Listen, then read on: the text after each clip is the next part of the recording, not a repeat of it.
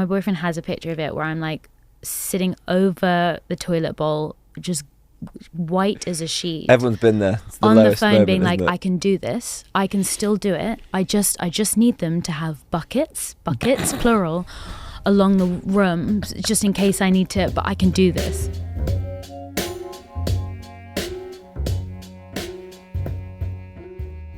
Welcome to Before the Lights. If you're new here, we're a team of health professionals based in London who train people from all over the creative world to get ready for TV, film, even live shows, but most importantly, for everyday life.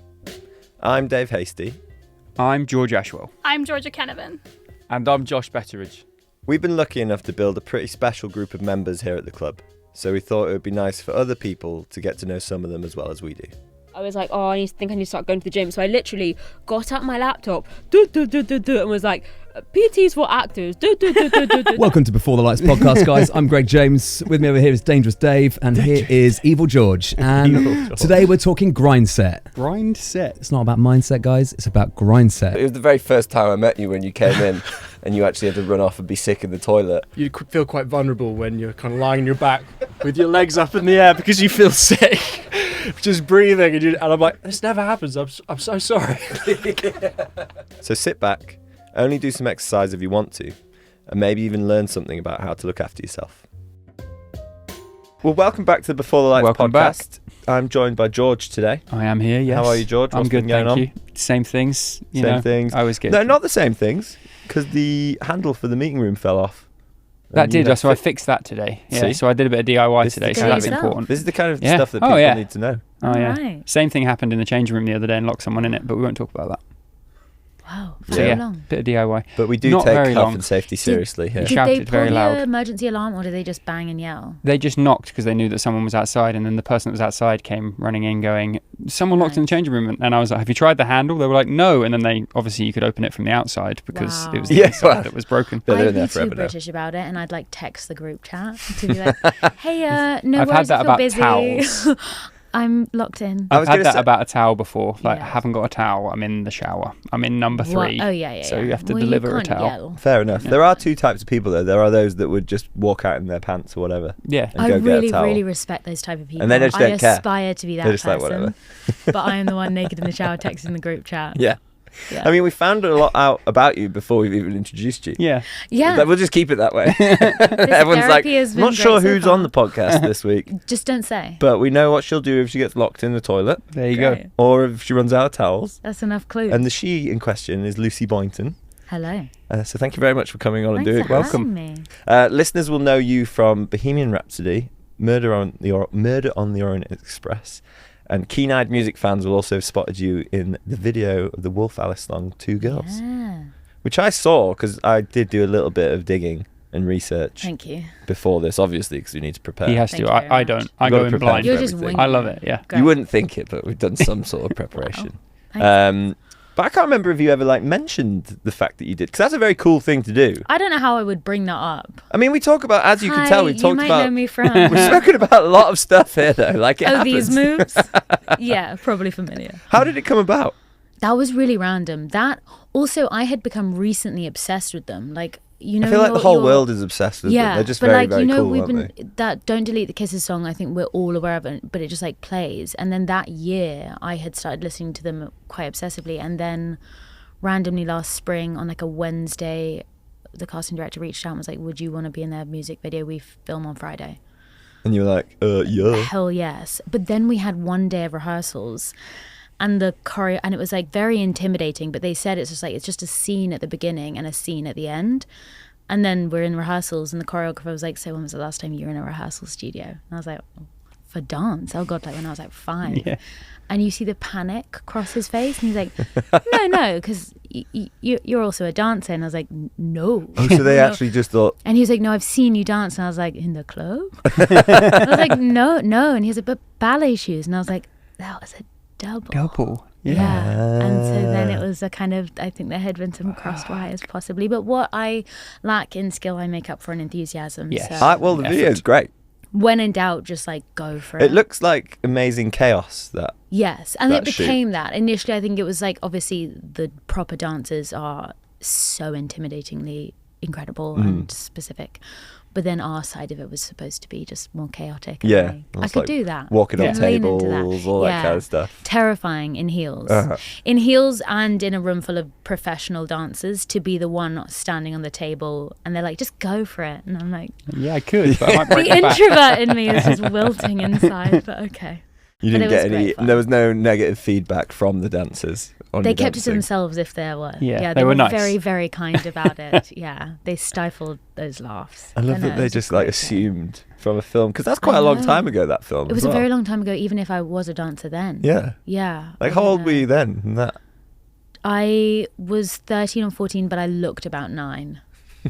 Even then, they're like, you did Yeah. it back then, so Yeah. surely Yeah, you can go still on. do it now. Come on. Yeah. Without the moves, no. But it was a great environment, and they're just so cool and lovely. So it Are was, you like best mates with the band now? Is I'm that- trying. And they cut ties after that. Honestly, I was going to wear my Wolf Alice merch today, and then I was like, I just won't. In case this comes In case up, we I talk won't. about it. Yeah. And then you'd be like, look. We'll come back into talking about Before the Lights and how you got started Yeah. coming in here. So you came It was in. like a year ago. Sophie Cookson. Sophie Cookson that's was the the connection. big advocate, Uh-huh. Mhm. but also the podcast, because I was someone, I was so intimidated by the idea of joining a gym or coming and not knowing what I was doing on anything. Mm-hmm.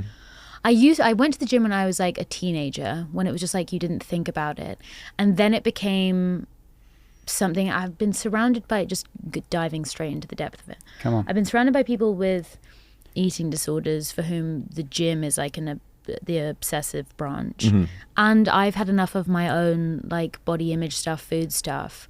So my like rebellion was not going to the gym. Yeah. A, because it was like, well, as an actor, I'm not going to conform to the body you think I should have. Mhm. And B, because honestly, then I thought going to the gym, you would have to like, you'd be confronted with your body. You'd have to like have an idea of what you wanted it to be.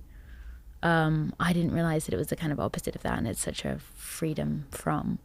But so I think talking to people like Sophie Cookson, where it seemed less daunting, and then going up for a few action things where I was like, I think I just want to like be more ready rather than having to start from zero.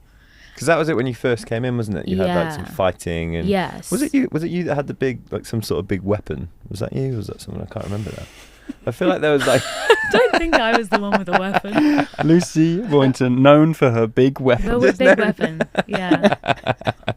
I'll take it. That'll be the clip that we put on social Yeah, media. perfect. No, I remember. I can't remember exactly what role we were working for, but I remember doing the initial assessment and just talking you Yeah. through what we were going to do, and there was definitely an action Yes. sequence. And then it was the idea of doing PT sessions that was suddenly way less daunting, because then it took care of all of my worries, where it was like, A, I don't have to know how to use anything because obviously you guys are the experts, and B, I don't have to analyze. I don't have to be like intellectually engaged with this. You just kind of like, you're obedient and then you're doing like the best for your body.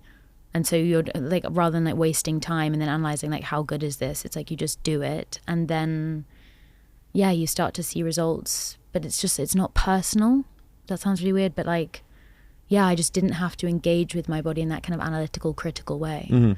And I knew then, I decided to just like eat healthily to be able to sustain like energy and like be able to do these sessions well, do whatever you guys say, and then whatever my body looks like, operates like within that is its healthiest version. So then I just like dislocate from the rest. Yeah, it's a good way of doing it, because otherwise I Yeah. think a lot of the time people do put a lot of pressure on themselves Yeah. to be able to do, even if it's like physically in the gym, to be able to do certain things or to be able to achieve a certain aesthetic or whatever. And it's surprising the stuff that is effective, because you think you have to do like really big hefty sessions, hefty weights, really intense and arduous, but it's all those like, it's like the building up of weightlifting, but also all these like small movements that like have such an intense effect. Yeah, that, yeah. like, left to my own devices, I would not trust in.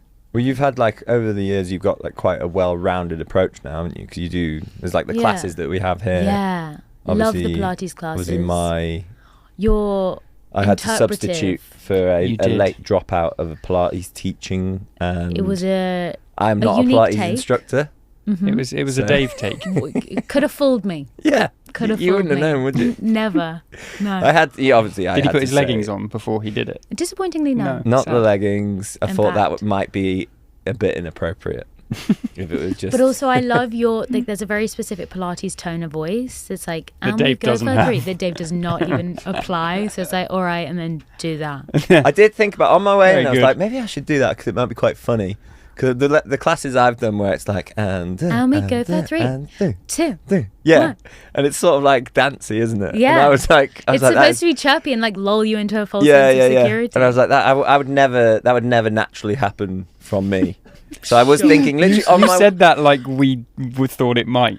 someone Shocker. might, Shocker, but- someone might think Get it this, would. guys. I think everyone, I even was if they've literally listened to sitting the there. I was first like on the 5 tube minutes. on the way, and I was like, that could be quite funny if I just went fully Yeah. into that.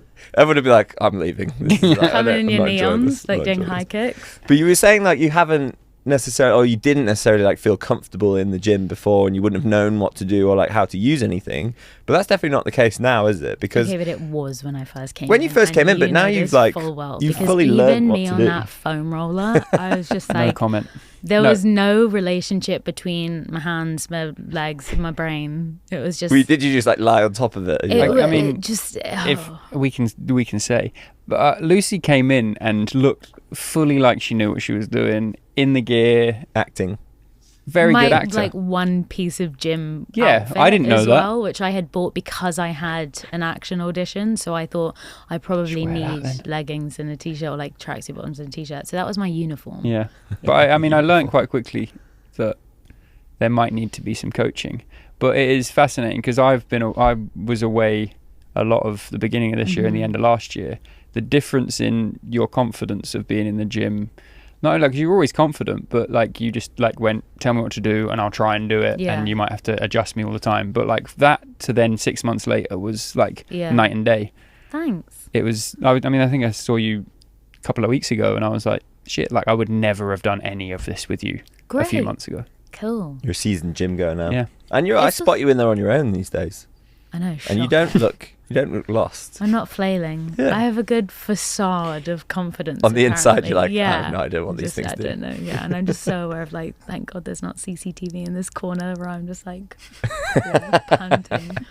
When you lived in New York for quite a period of time, didn't you? Yeah. And when you were over there, because there's so many like different classes, and I think that seems to be the way that people engage with like training and fitness. Yeah. Was that something that you ever got into, that kind of culture of going to those different classes? And Never, things? especially in America, because Uh-huh. I've filmed for extensive periods in New York and LA, and I know that is like that was what was so daunting about it, of like the idea that you feel so exposed being like a beginner, I think, at anything, and there's something very humbling going in and being like, I don't know what I'm doing, so I just kind of surrender to it. It's only as I've got older now that I'm kind of willing to. I think I've always been okay with laughing at myself, but now it's like I don't even feel the level of embarrassment that I would in my mid-20s, and feeling that you have to have some sense of self-respect, whereas now I'm just like willing to be a beginner at anything. But I think this environment has really informed that as well, because it's like the difference is that here there's such a sense of community, which everyone always advertises in these kind of like classes and la, but here there really is, like everyone genuinely is so kind.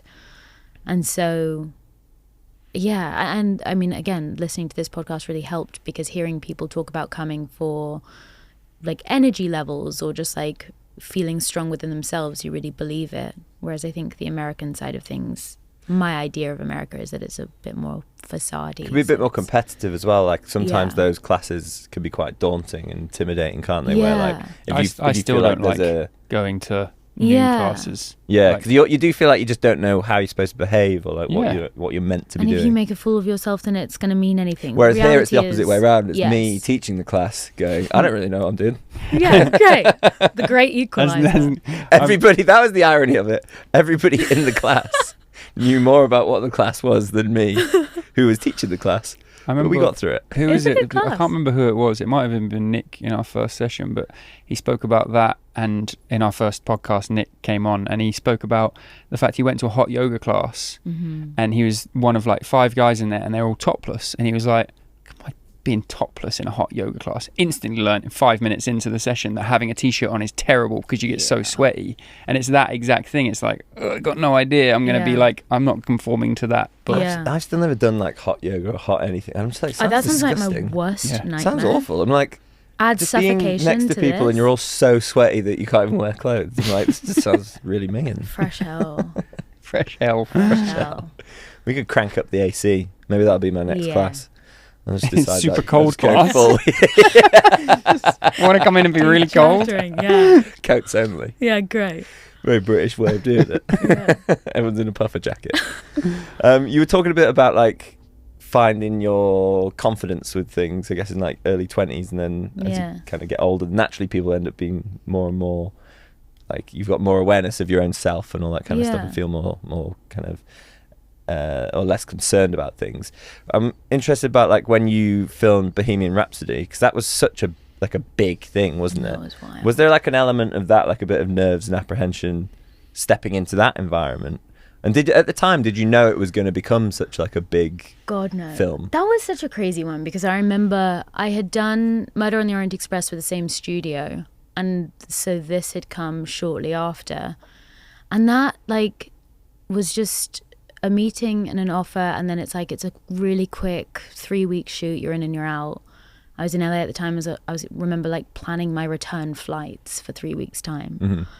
But no, there was no sense. I mean, I loved Queen, loved the idea of Freddie Mercury, but didn't know much about him. So getting into the research of all of that, and still no idea that it was going to become as big as it was. Yeah, I guess there's always like, because the nature of the subject of Queen and Freddie Mercury, it's like, always going to attract a lot of attention. But I think it's the time that it hits as well, and that time when it came out, I think it felt like a really feel-good project to people, a feel-good film.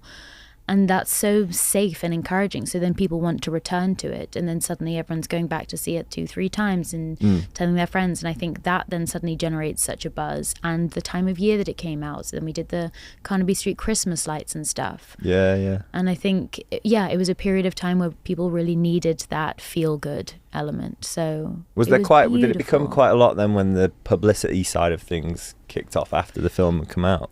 Yeah, I think it would have been really intense to do alone if it was like a singular thing, or you were the main character, whereas we were such a unit by then, all the cast, that doing that all together was, that's just a giggle then, it was funny and fun and wild. So now, having done a music biopic, you're now into, that we can talk about because it's been announced, into the biggest music biopic of its time, in the Beatles land of many films. Yeah. How does that work? I don't know, like obviously I don't know what you can tell us and what you can't, but technically 4 films. Yeah. That all interchange. I just have so much compassion for whoever is Tetrising everyone's schedules for this, because they're filming it for like 2 years in total, and you have so many actors, so many moving parts, and everyone is also obviously you coming in, coming out. Yeah. So And it can't be your only job because it's 2 years. And I'm like coming in and out for the next year. And so obviously you have to go off, and I've been filming other stuff, and as everyone else, I think other than the 4 boys, obviously, everyone else is trying to keep working as well. So whoever's in charge of the the kind headache. of monthly emails of like, are you free on the 12th of December next year? That's the hardest bit of anything in life, isn't it? Just trying to like schedule things and get things to happen at the right time. And this industry, or like any kind of freelance industry as well, I think, where you're just like grateful when the work comes in, so you kind of don't want to say no, but then trying to structure a life outside of that is a mission. Have you found, because of like, obviously you talk about there, you've got a few different things going on at the same time, have you found then that having a routine and like a baseline to return to, in terms of like something like going to the gym, or just even getting outside and walking, or something like that, that's just like gives you that structure then when you're moving around so much? And I think brings you back to your own context. It's been really nice. I've been doing this, I've been dipping in and out of the Beatles world, mostly doing a lot of the Kingdoms Night of the Seven Kingdoms world. So it's like medieval and then 60s. And then I get to come home between them a lot. So like whenever I have a break from filming, I'll dip back. To dip back into your own context of your life, like coming here or just like being at home with my dog, returns you to your own sanity. But also, I've never been like happier, because you get to really see what you're doing. You see the job for what it is, because you're dipping in and out of it. You don't have time to get completely enveloped in it. So then it's rare that you get that clarity while you're in it. Usually once you finish the whole monolithic thing, you're like, wow, that was wild. And then in a few months' time, you get to register it properly. Whereas now getting to kind of play it out in real time is like, I don't know, the art of practicing being very present. So I feel I'm chuffed. I guess you kind of get to miss it each time you leave it. Yeah, exactly. And you get to see how fun it is doing it, which is why you do it in the first place. Yeah. But yeah, it's like you get the love of it every time. It's like, oh, I get to go play that game again. And you look forward to returning to it. Also, it's like by the end of filming, you always look back on the beginning and think, okay, great, now I know exactly how I would play those scenes. I wish I could do it again. When you get to dip in and out of it, this has actually been really helpful in getting a distance from the character, and then you get just new ideas and new kind of inspiration and stuff, and you get to actually apply that in real time. Do you find, I've always found like when it comes to like trying to solve a problem or just think of a different way of doing something, like getting outside and having like even like taking the dog for a walk or something is get like out such of the a context useful of it. Yeah, otherwise you sort of just get trapped in it. You get way too close to the thing. It's like trying to look at something clearly while you're like pressed against And it. I suppose when you're in a film set, it's like you're coming in and out doing different days, but you wouldn't typically get a chance to go and do other stuff or get away from it. So it must just make such a difference. It's what I've learnt to do, and it's like the same with like the really emotional scenes when you know that you have to like burst into tears halfway through a scene. And when I was younger, you start to get really anxious because obviously you build it up in your head, especially if you have a very clear image of the way you want to play out that scene. And then you start to build up the anxiety, and you think that you have to stay in that headspace to get closer to it and like retain it. And actually it's like stepping away from it, getting completely out of it, and then coming in fresh is so much more effective. But you have to it feels quite brave to like really exit it. I suppose you have to like kind of trust your own process and ability to be able to come in and out and do something, but more often than not I think that does make such a positive impact for people in any situation. But there is that element of like when you're doing something you do feel like I just have to keep going. I have to keep going. Is that something that like can happen as well when you start to do like the promotional press side of things, when it's like, I imagine with the Beatles, and it's going to take a similar path to how Bohemian Rhapsody did, when that comes out there's going to be a lot of interest in it and a lot of noise in it. Have you ever felt like there's things that you need to maintain for your own self that you can do, like little habits and things? I think it's weirdly like not anticipating, not have any kind of expectations of what it'll be. I feel like at a safe distance from the Beatles things, because it'll be all on those four boys.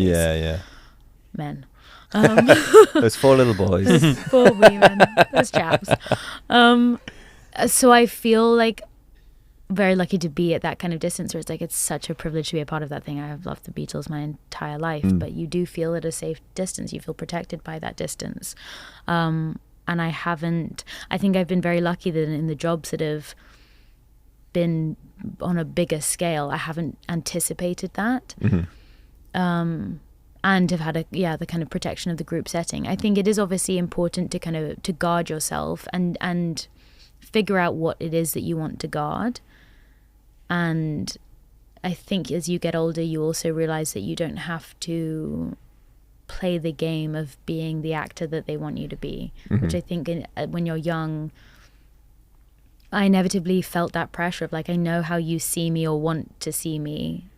And in interviews, you feel like you have to do the like peppy thing, and you often do because you're playing like the BuzzFeed thing and la la la, and you want to be that source. But then you find that you've kind of not betrayed yourself, but you just haven't like represented you. You just lost that bit of you that you're like, I would never do that in normal life. Oh my God, totally. And you look back and it's like, why would I just go so far into someone else for this? But you do. It's like the kind of people pleaser. That's also thing. More anxiety inducing than just being yourself. It but is. You don't know it because you're not it's like being honest is always the best policy, as we always say, and it's the same with yourself. It's like if you're honest with yourself, then you're going to feel fine about it, even if the thing you do, if you thought about it in the future, like, oh, that would be weird if I did that, but actually if it's what I do, let me do it.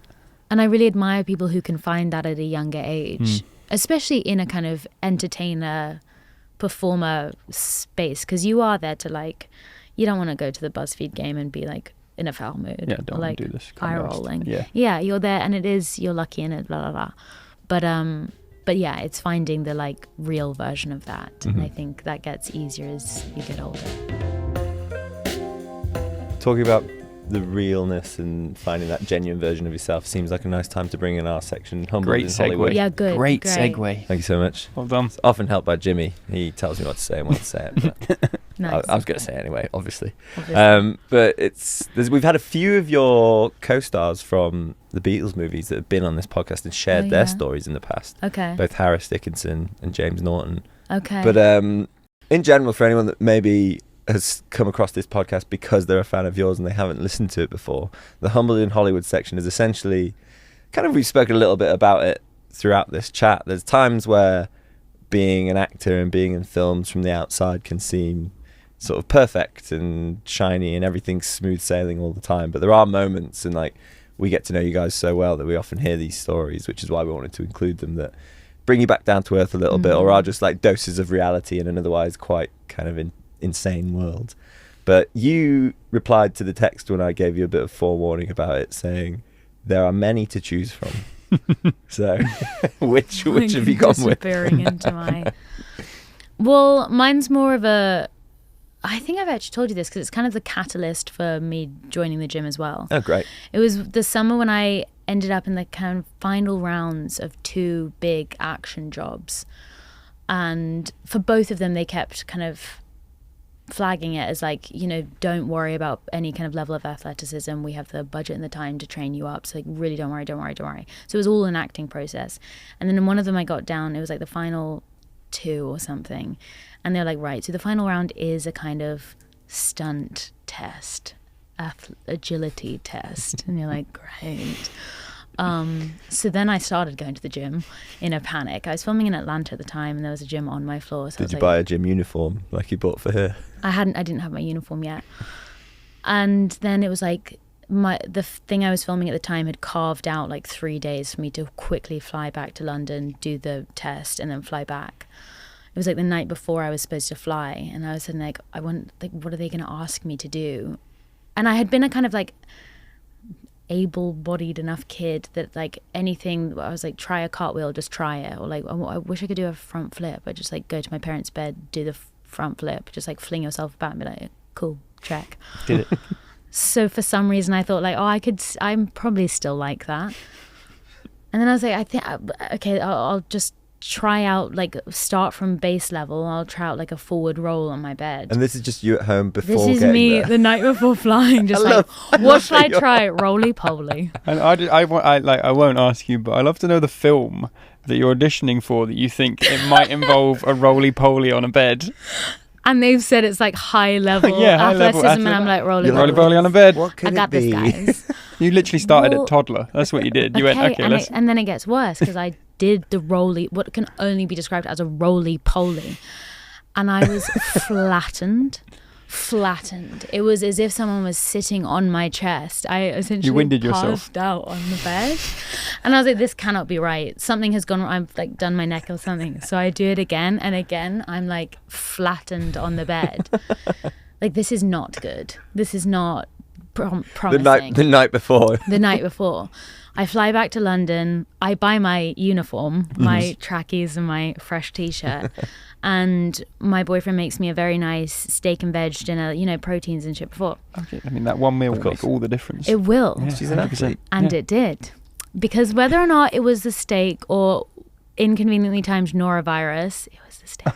No. I spent the rest of the night puking my guts out. No. Just throwing up relentlessly. Roly-poly induced vomiting. Amen. Nausea, yeah. I mean, truly, fully taken out by it. And I, texted my agent. She called me at 6 a.m. And my boyfriend has a picture of it where I'm like sitting over the toilet bowl, just white as a sheet. Everyone's been there. It's on the lowest phone moment, being like, isn't it? I can do this. I can still do it. I just need them to have buckets, plural, along the room, just in case I need to, but I can do this. And she could hear me, and no, flat out. So thankfully they were able to move it by one day, and I'd still make all the flights. I mean, get there. That would be the most impressive stunts, though. If you were Right? doing you were like roly poly, That's why I was spew in a kinda like- bucket, roly poly, spew Not in a bucket. no. I'm Everyone would taking be like, what I can get. she didn't here. really understand what we were asking we for. didn't ask her for that. But it was kind of sick. Yeah. But if she can do that on request, I'll Yeah, put it in the right? film. I've never seen that before. But so I get there, and they're all like, oh, we hear you, and like giving me a hug from a distance. Yeah. But it's all the like execs and stuff, this director that I love and respect. And they're like, don't worry about it again. Like, we have time to train you up. But anyway, here's the stunt guy. And the stunt guy's like, right, so you got your weapons, blah, blah, blah. What I need you to do is like run up to this wall, and then you're going to drop into a front roll, da da da. So, Yeah, my roly-poly instincts were correct. so good. I know. But the joy of being able to be like, the only reason I cannot do this is because of the recent illness, because of the sickness and stuff. That is the only reason Yeah, that's it. I can't be doing that forward roll. And they were like, I'm so sorry, totally understand. Don't worry about it. Another day we would, but it's fine.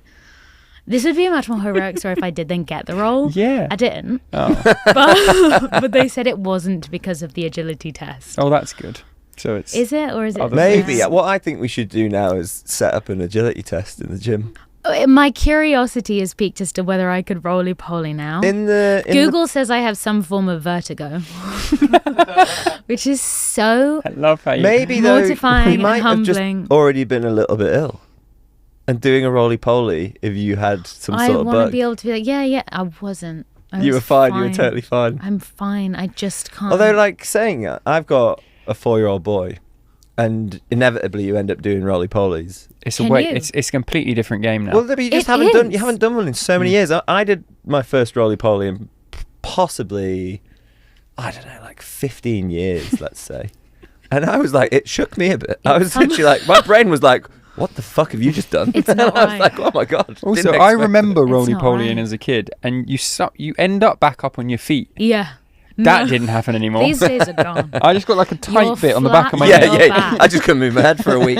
But also the world spins. Yeah. It is so. I think you So just have to humbling. retrain that sensation. So 'Cause all our if you do a PT headstand, sessions do from you have a- now But on.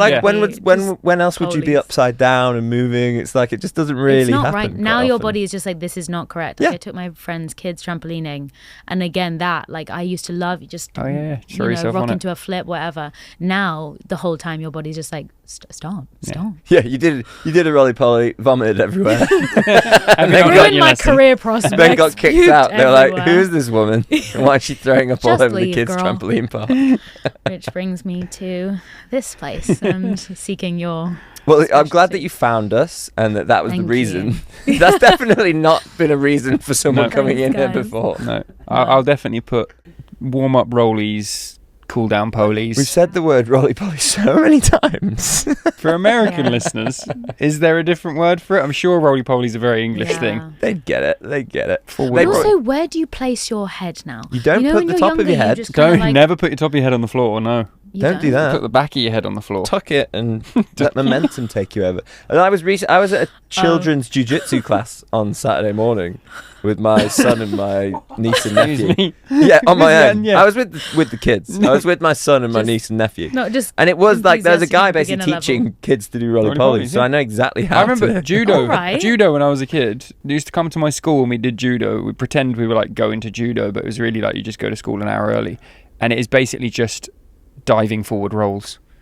You do for an hour. I have to bring this up because Jimmy's just put into the notes here. He's live editing and producing. Wow. He's so written tech.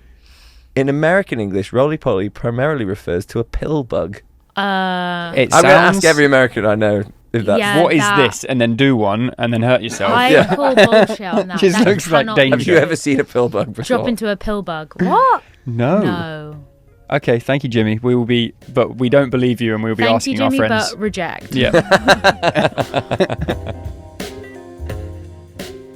Bringing it slightly back on track, Sure. we've discussed two of your upcoming projects. We haven't really Yes. we haven't really spoken much about A Night of the Seven Kingdoms. I'm so scared to. You're so scared to. You're not allowed Are you to not say allowed? anything. I think so. I mean, it's been announced, and it's been announced to him The people know. The people know. people And know also that- because it's, books. So if you've read the books, you know what happens. Books. It's, books. But is that you've been training a lot? What I was going to say Yes. before you threw me off with it's books. It's books. That's what you've been training for mostly at the Yes. moment, right? Yeah. And was that relevant to your character? Was that more something where you were like, obviously it's a very physical role, and there's typically lots of fight scenes, lots of parts with nudity in it and that kind of stuff. Was there something there which was more that you wanted to feel strong, you wanted to feel prepared? What were the reasons for you wanting to train for that role?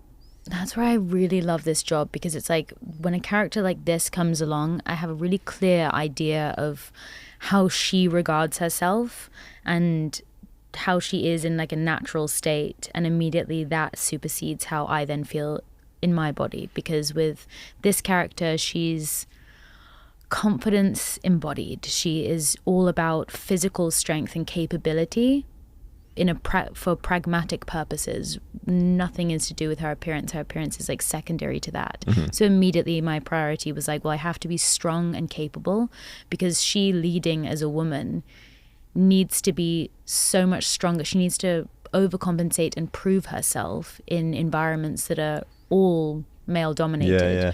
So I needed to be that, need to feel strong, feel capable, feel strong on a horse. And she's an archer, so it was just about kind of having that kind of body. And then for the I think that was the priority. And so it changes the way you move, and you kind of take up space as well. I'm now trying to replay how I've been sitting in this, because I'm about to be like, it's improved my posture.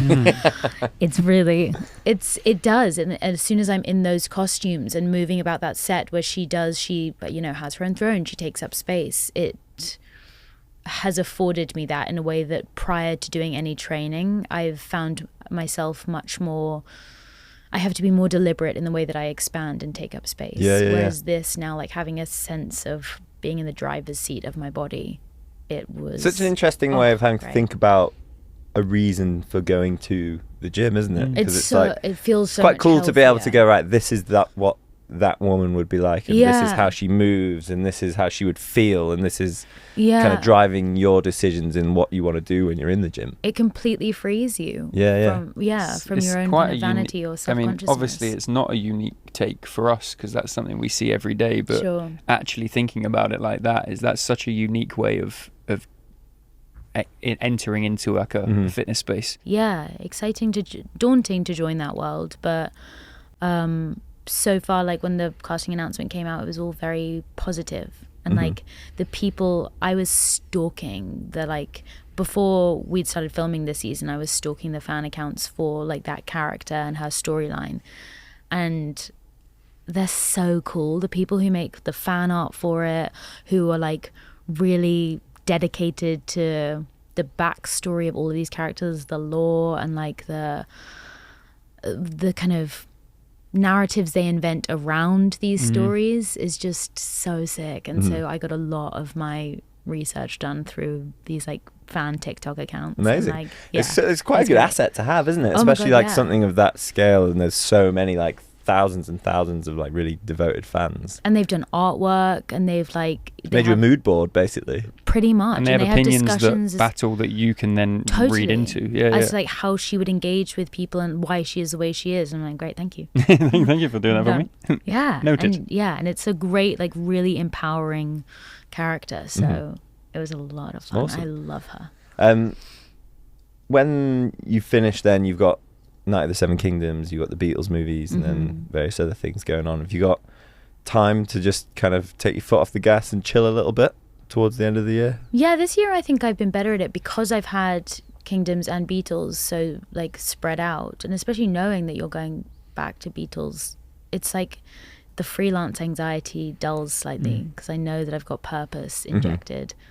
And so I've been able to enjoy my free time much more, or kind of be much more purposeful in it. And it changes the way you read scripts and stuff as well. Just like having that safety net of knowing what is coming up, and having like the privilege of like really well written scripts gives you a great barometer for then what you want to do absolutely in all the rest of your time. We talk about it quite often. That's like, as long as you've got one in the can, you don't get the anxiety. As long as there's still yet something to come out. Yeah. It's hard to get, like, from people that work loads to people that work not that often. It's like, as long as you've got something in the can and you're reading good things, like everything's, you feel safer. you feel safer in it. Yeah. It's a crazy world. I know. Perfect place to be in. Maybe the perfect opportunity to really sharpen the tools and get those roly-polies nailed down. I knew you were going to. The smirk came very early on, didn't it? It was like, he's gonna say roly-poly again. Teeing it up and really enjoying Is he gonna say roly-poly? Might say pillbug. Hey, We look, don't you guys know. take I think that was quite good. Yeah, it was That was quite good. good. Yeah, you did well. Yeah. Well, we're here for it. We're We here are, to help always. with Thanks. any professional training or just dicking around doing roly-polies in the Thank polite you very studio. much. We can do it all. We accommodate all We can do things. it all. We But- will be doing that. I can't wait. I 100%. can't wait. Probably right now. Yeah, great. Straight away. Well, thank you so much for agreeing to come on and do this. It's been Thank great you. fun. Thanks Thank so you, much Lucy. for having me. I've learnt the word pillbug, and I got to hear about you not getting a job because you demanded vomit buckets. So that's been Have great. a little.